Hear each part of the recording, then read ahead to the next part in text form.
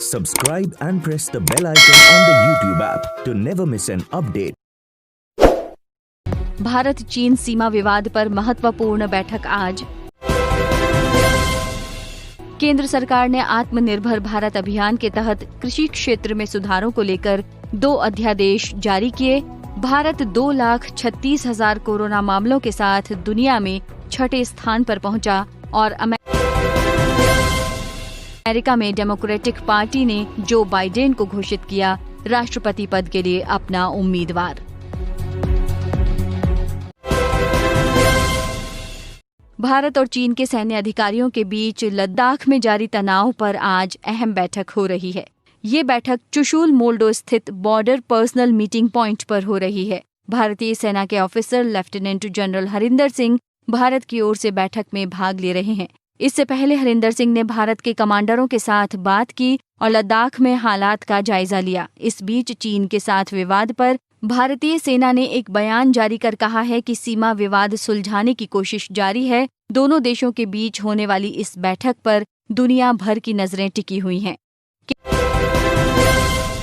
केंद्र सरकार ने आत्मनिर्भर भारत अभियान के तहत कृषि क्षेत्र में सुधारों को लेकर 2 अध्यादेश जारी किए हैं। राष्ट्रपति रामनाथ कोविंद ने कृषि उपज व्यापार और वाणिज्य संवर्धन और सुविधा अध्यादेश 2020 और किसान समझौता अधिकार प्रदान करना और सुरक्षा तथा कृषि सेवा अध्यादेश 2020 के प्रस्ताव को मंजूरी दे दी है। सरकार किसानों की आय बढ़ाने के लिए ये अध्यादेश लाई है।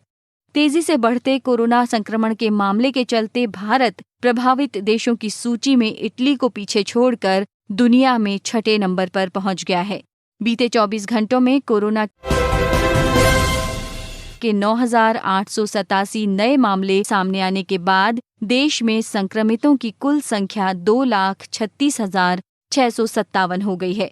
देश में पिछले 24 घंटों में 294 लोगों की मौत हुई है। इस तरह मरने वालों की कुल संख्या बढ़कर अब 6,642 हो गई है। देश में महिलाओं में मातृत्व की आयु, पोषण और प्रसूता मृत्यु दर घटाने जैसे मुद्दों पर विचार करने के लिए सरकार ने 10 सदस्यीय कार्यबल का गठन किया है। केंद्रीय महिला और बाल विकास मंत्रालय ने आज बताया कि ये कार्यबल सामाजिक कार्यकर्ता जया जेटली की अध्यक्षता में बनाया गया है। इस कार्यबल को 31 जुलाई तक अपनी रिपोर्ट सौंपने को कहा गया है।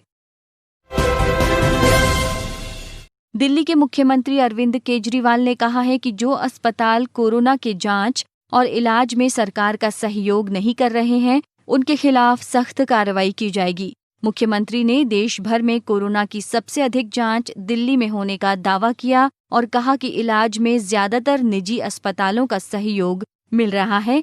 सभी निजी अस्पतालों को अपने यहाँ 20% बेड कोरोना के मरीजों के लिए आरक्षित करना अनिवार्य है और जो ऐसा नहीं करेंगे उनके अस्पताल को पूरी तरह कोरोना के लिए समर्पित कर दिया जाएगा। ओडिशा ने केंद्र सरकार से अम्पन चक्रवात से प्रभावित क्षेत्रों के लिए 20,000 करोड़ रुपए की सहायता मांगी है। प्रभावित हिस्सों का दौरा करने और नुकसान का आकलन करने के बाद ये मांग रखी गई है।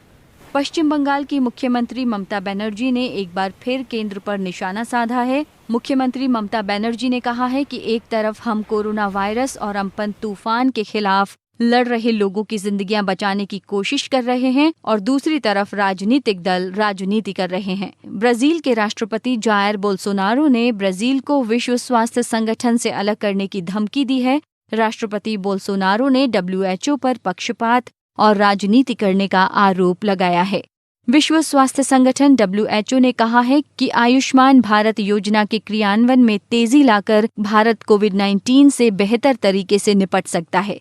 WHO के महानिदेशक ने एक प्रेस वार्ता में ये बात कही। उन्होंने कहा कि ये वक्त आयुष्मान भारत को गति देने का अवसर साबित हो सकता है, खासकर प्राथमिक स्वास्थ्य सुविधाओं पर फोकस करते हुए।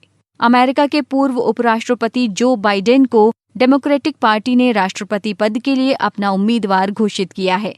बाइडेन ने डेमोक्रेटिक नामांकन हासिल करने के लिए 1991 से अधिक प्रतिनिधियों को सुरक्षित किया है।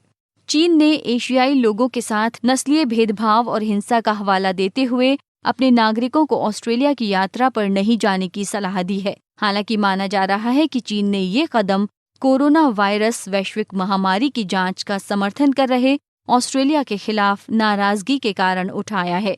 भारतीय फुटबॉल टीम का एशियाई चैंपियन कतर के खिलाफ फीफा वर्ल्ड कप 2022 के क्वालिफाइंग दौर का मैच अब 8 अक्टूबर को होगा।